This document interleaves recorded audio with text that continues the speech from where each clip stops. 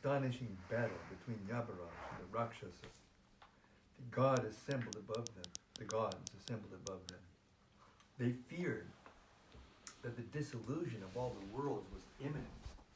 Yamaraj's anger would surely annihilate the entire universe. Ravana continuously sent his furious weapons towards the three gods, death personified.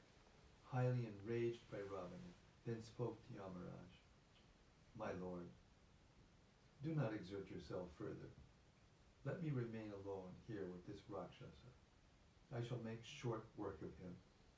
None in the past, no matter how powerful, have been able to overcome me.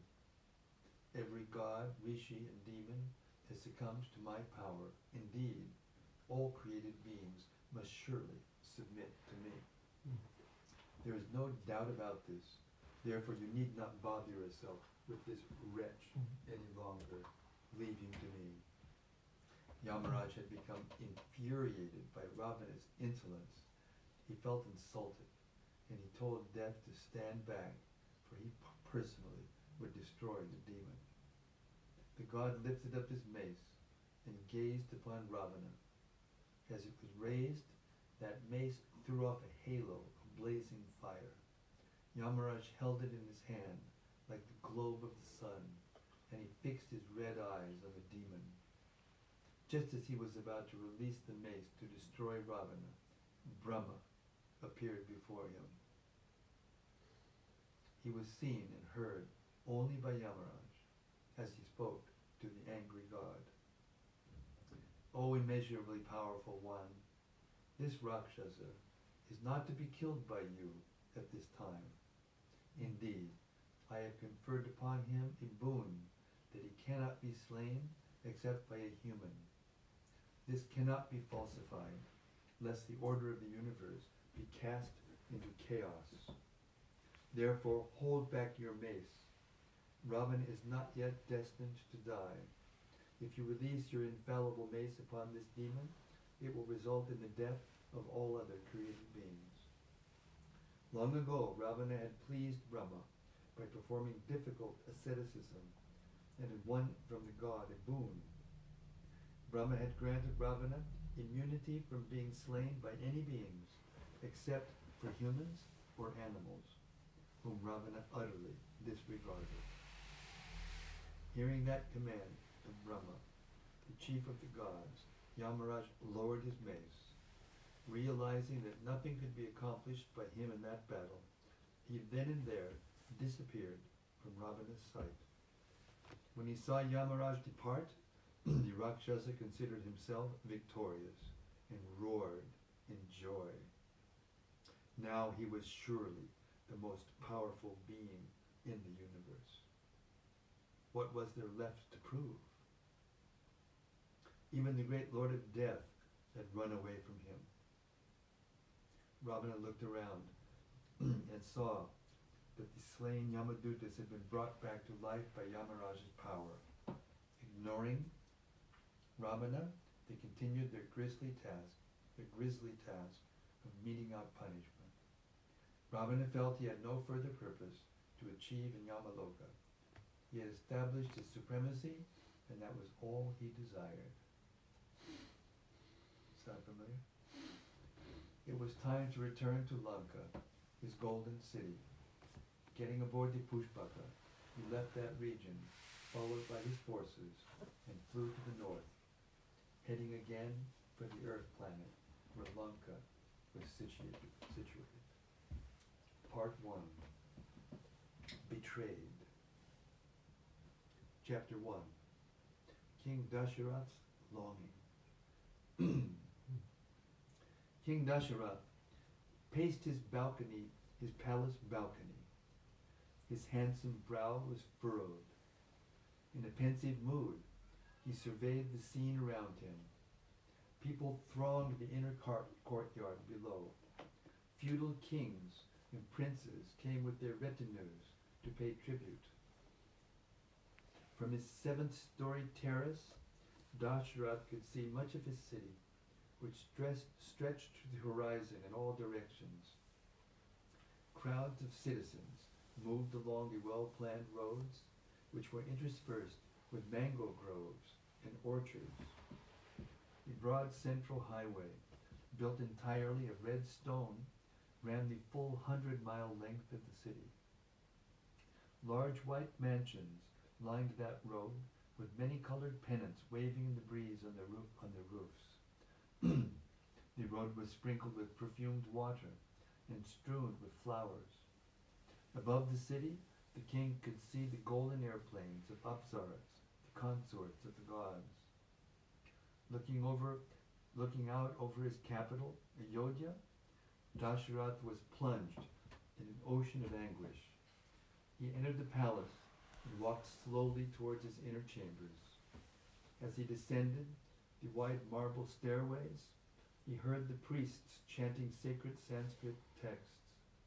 The sound of mantras mingled with that of drums and lutes being beautifully played by royal musicians.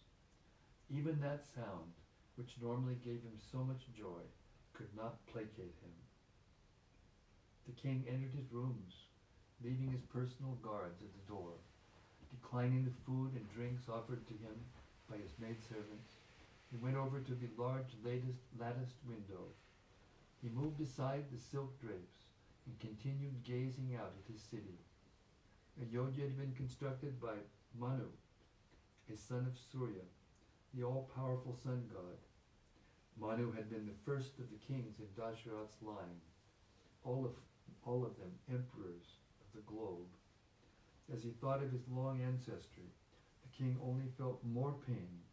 He sighed and turned back into his rooms. Seeing the anxious king, his three queens tried gently to console him. They sat him on a large golden couch, covered with silk pillows and studded with gems. His senior wife, Kaushalya, gently massaged his feet, while Sumitra and Kaikeyi fanned him with snow-white chamara whisks. The king sat lost in thought. He looked at the exquisite carvings of the gods lining his walls. All his life he had done so much to please those deities. Once he had even gone into battle against the celestial demons on their behalf. Surely they would help him now. Dasharatha silently prayed to them. While the king sat absorbed in his thoughts and prayers, a messenger came, telling him that his chief priest, Vasishta, was now present in the assembly hall. Dasharatha had been waiting for this news. He rose up, and with the gait of a powerful lion, went along the wide palace passageways, his large sword swinging at his side, and his gold ornaments jangling as he walked. Near to the hall, he was joined by his chief ministers. All of them were heroes who had been tried in battle, and all were learned and wise. The state ran smoothly under their expert administration. There were no citizens without employment, and no criminals left unchecked. The ministers were devoted to Dasharatha's service, and as they walked, they considered the problem facing the king. Flanked by his bodyguards and ministers, Dasharatha entered his great hall. It vied in splendor with the assembly hall of Indra, the king of the gods. Massive marble pillars rose up to the roof, which seemed to reach the sky. Balconies of alabaster and coral, worked with gold filigree, were gradually tiered all around the hall. Along the balconies were gold seats, spread with wide cushions. Large silk tapestries depicting the pastimes of the gods hung from the walls, which were lined with lapis lazuli and encrusted with jewels. The air was filled with the scent of incense. In the center of the hall sat numerous priests who continuously chanted prayers from the ancient scriptures, invoking the presence of deities. The great megadrum resounded deeply as megadrum. The great megadrum resounded deeply as Dasharatha strode towards his seat. Everyone stood, and there was a cry of victory, all glory to Emperor Dasharatha. The king, appearing like a god, took his seat on a large throne of refined gold bedecked with brilliant celestial gems. A hush descended on the assembly as Dasharatha prepared to speak. Everyone sat in expectation. The citizens knew of the king's worry. They loved him like a father and shared his anxiety.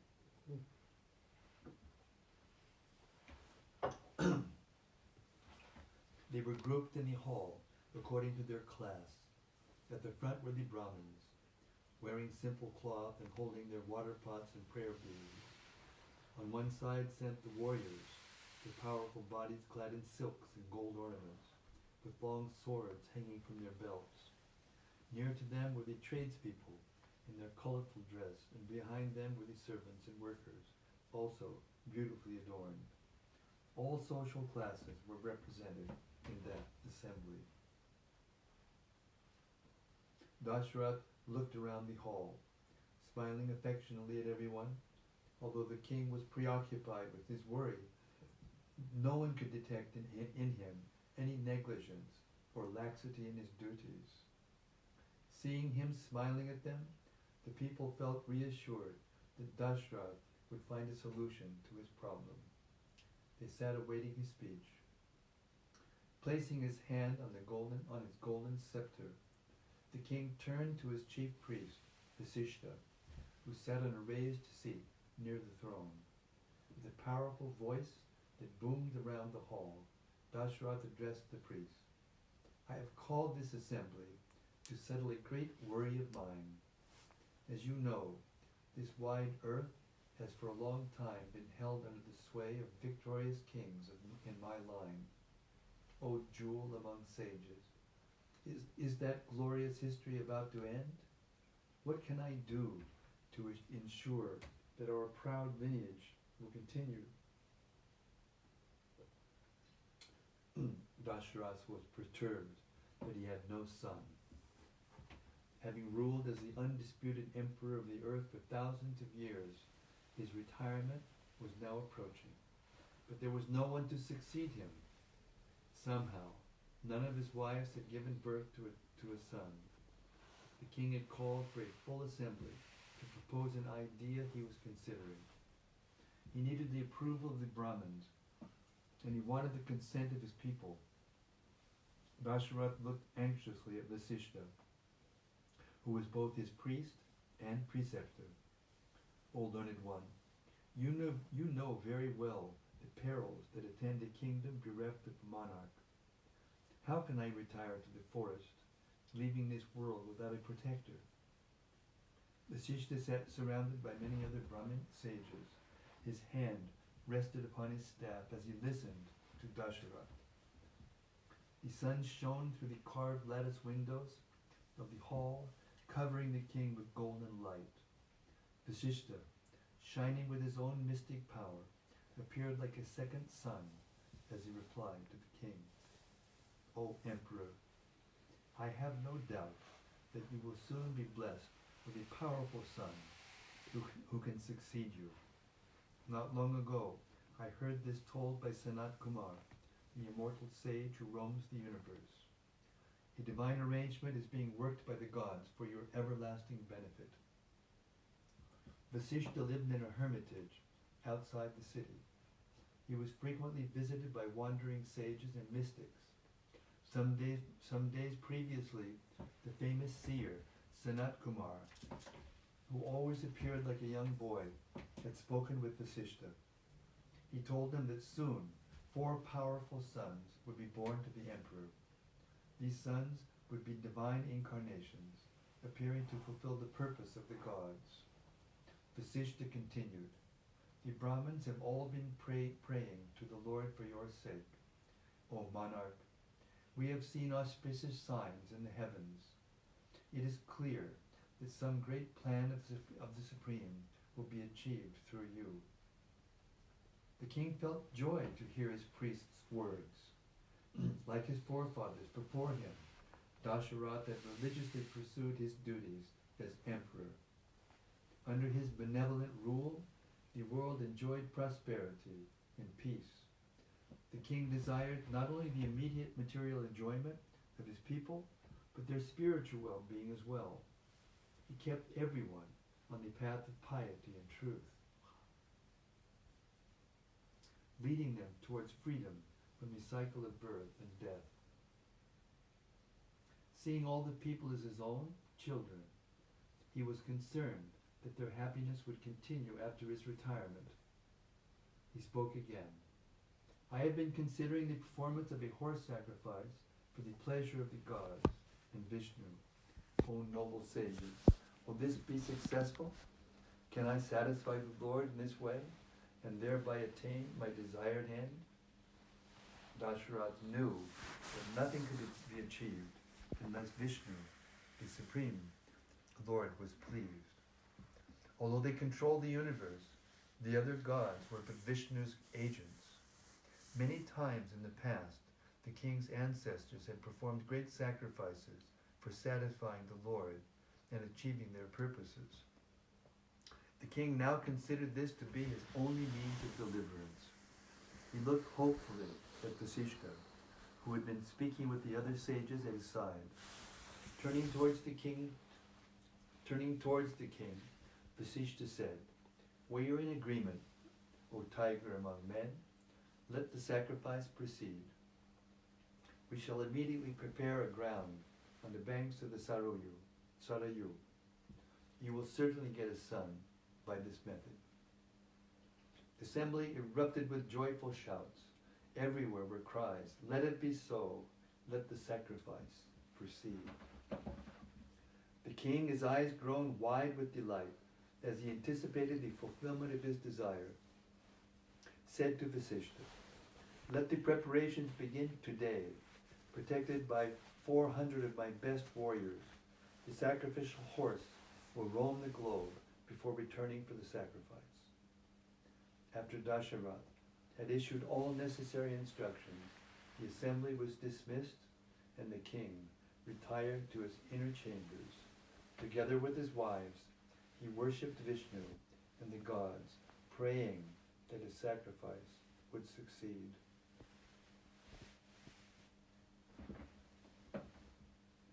The whole city of Ayodhya was filled with excitement as the news of the king's sacrifice spread. In the large public squares, minstrels sang songs recounting the exploits of heroes in Dasharatha's line, while troops of female dancers depicted the tales with precise and beautiful gestures.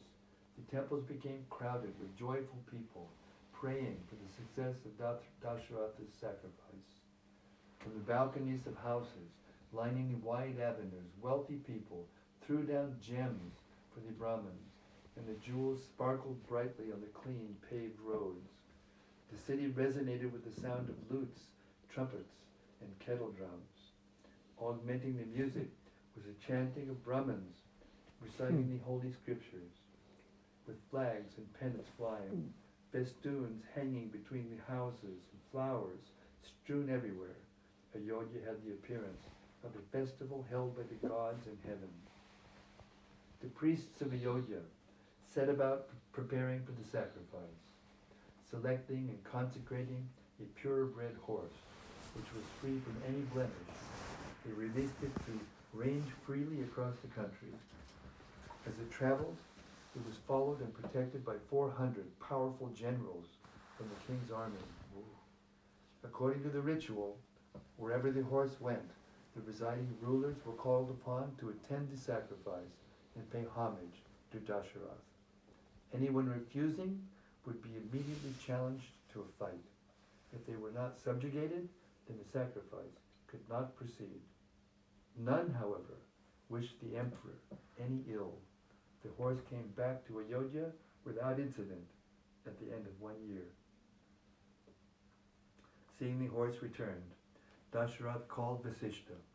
He touched his guru's feet and asked him with all humility, "O Holy One, if you deem it fit, please now commence the sacrifice. You are my dearest friend as well as my guru. Indeed, you are a highly exalted soul. Fully depending on you, I am confident of the sacrifice's outcome."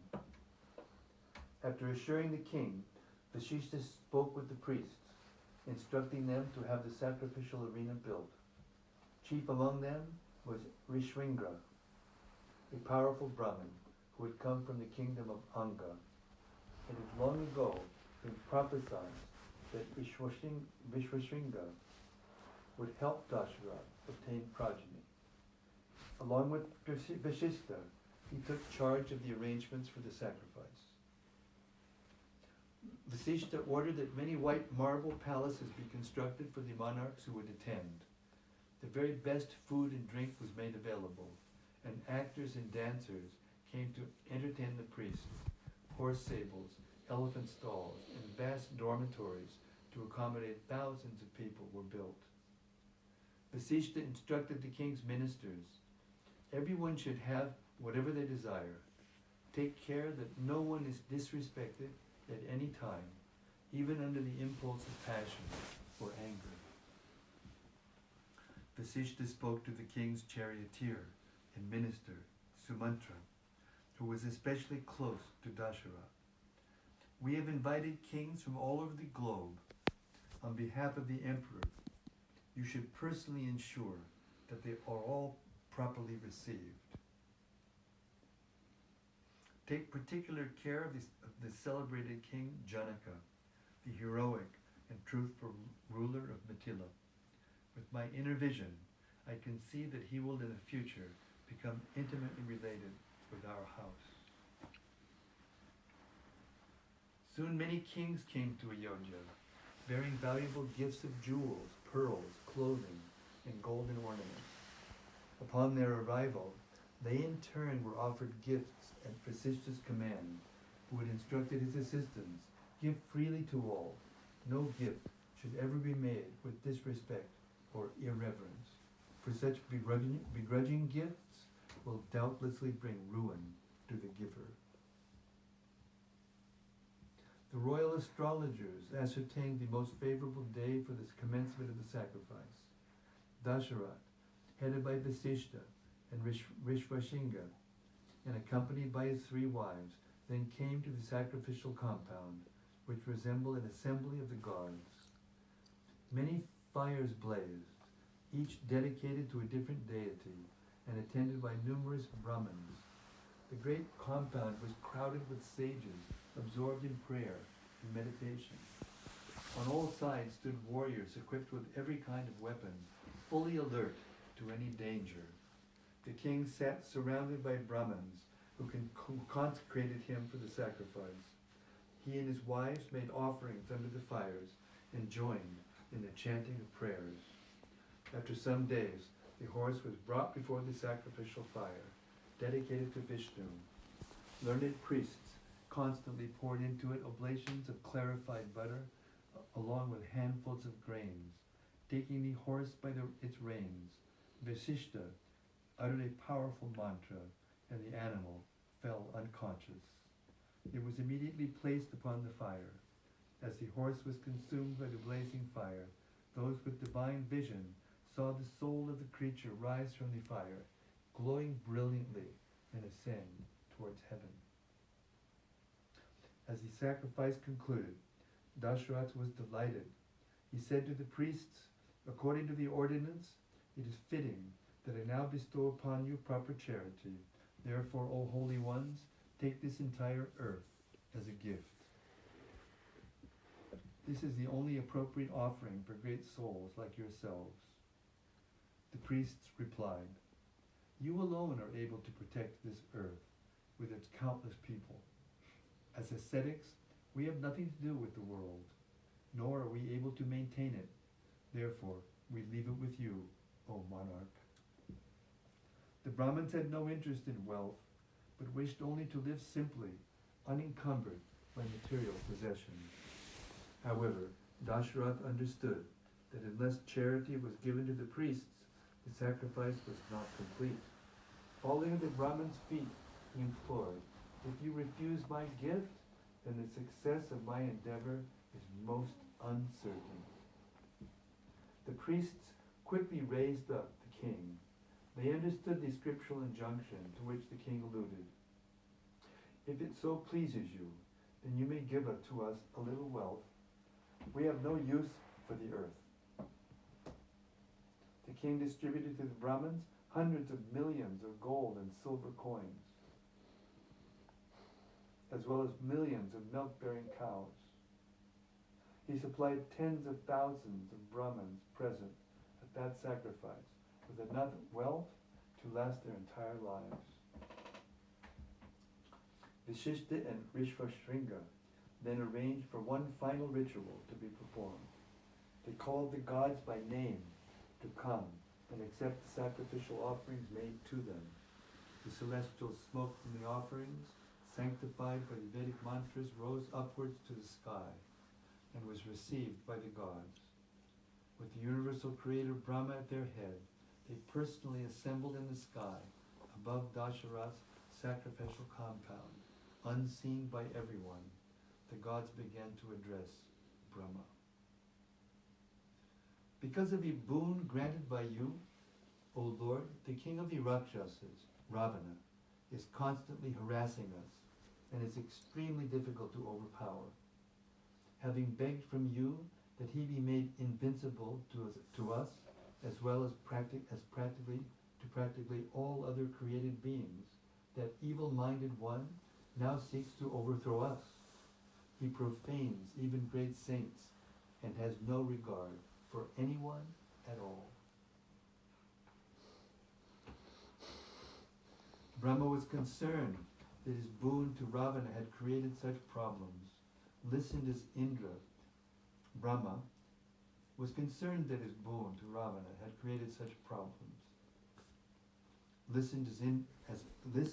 Brahma, read this again, this is important to read dramatically properly.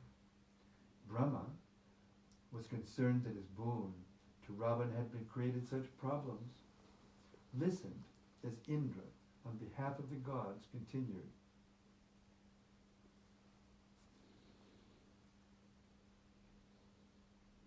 There's a mistake.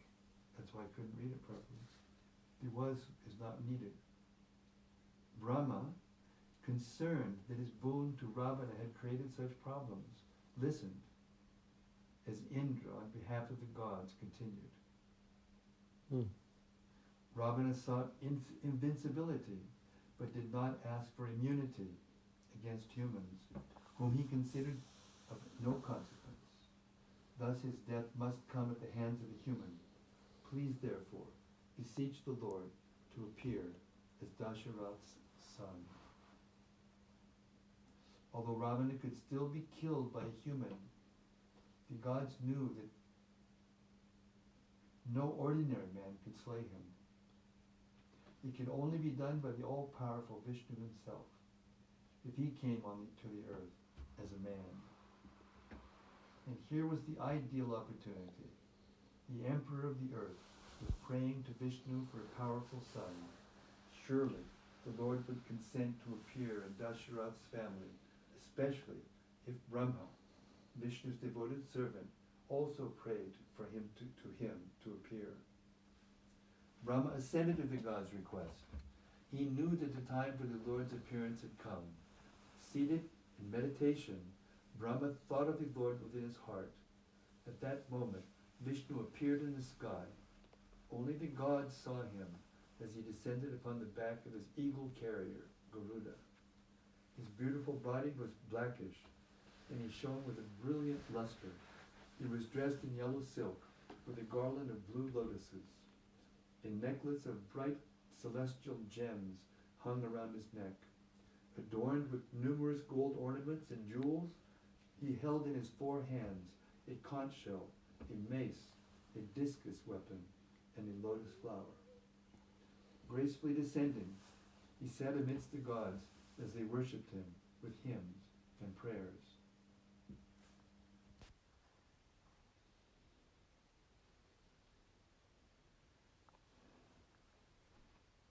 Brahma addressed Vishnu. Brahma addressed Vishnu in a reverential tone. O Lord, here is the worthy Dasharatha praying for his son.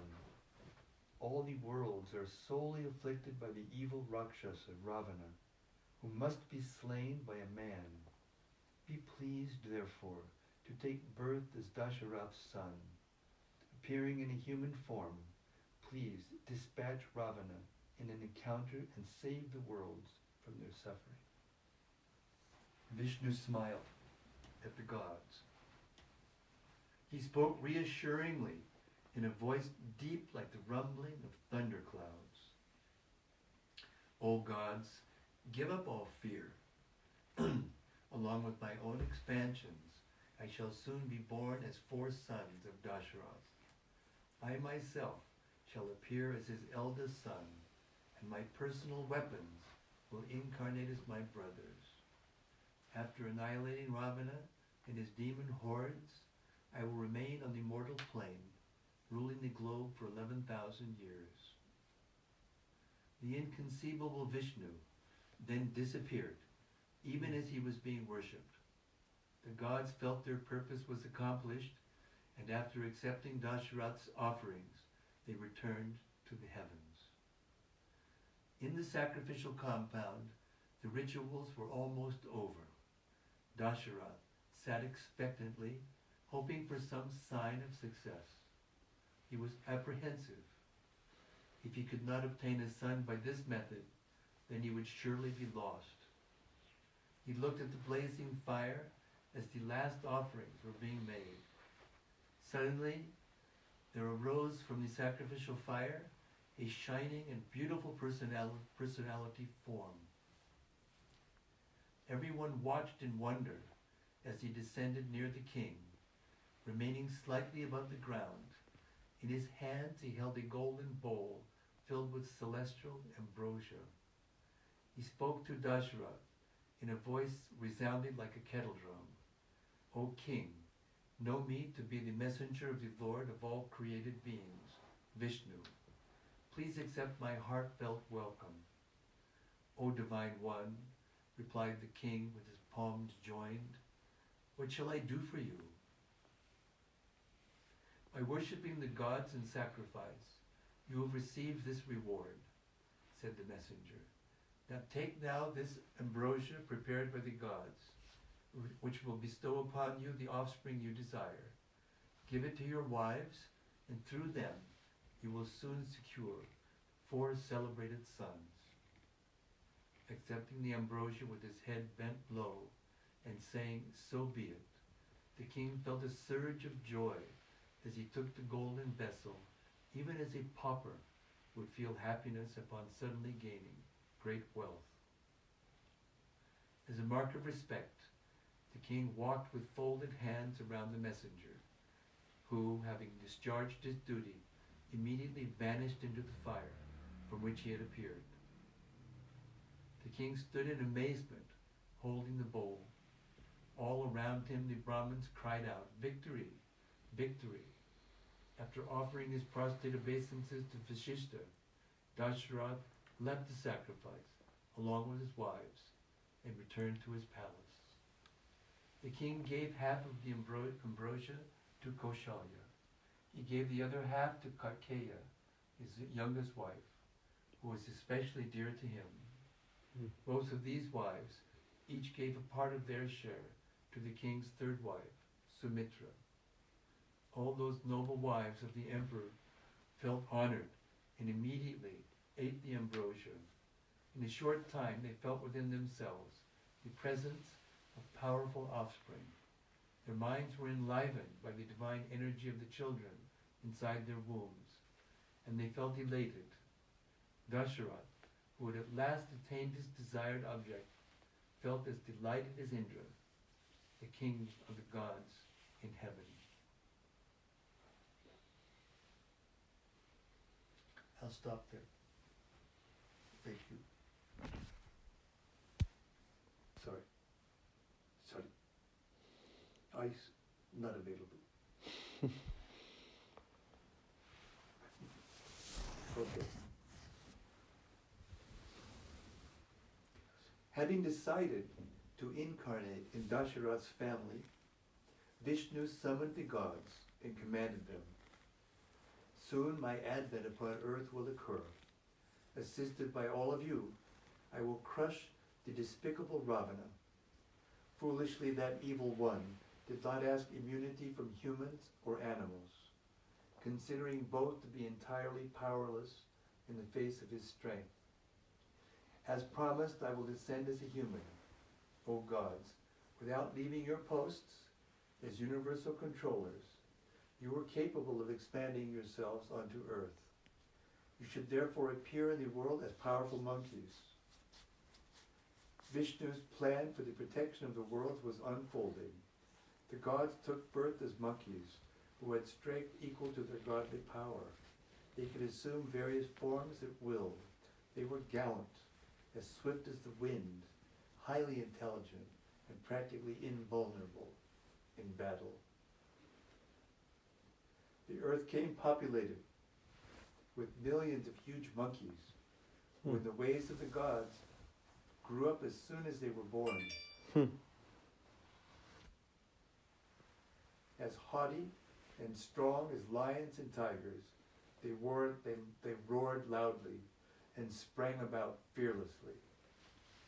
They were headed by Bali, the expansion of Indra, and by Sugriva, the expansion of Surya. Fearful in appearance, they thronged the peaks of mountains and resided in great forests. When they came together, they appeared like masses of clouds, moving on the surface of the globe. Chapter 1. Jai. Completed.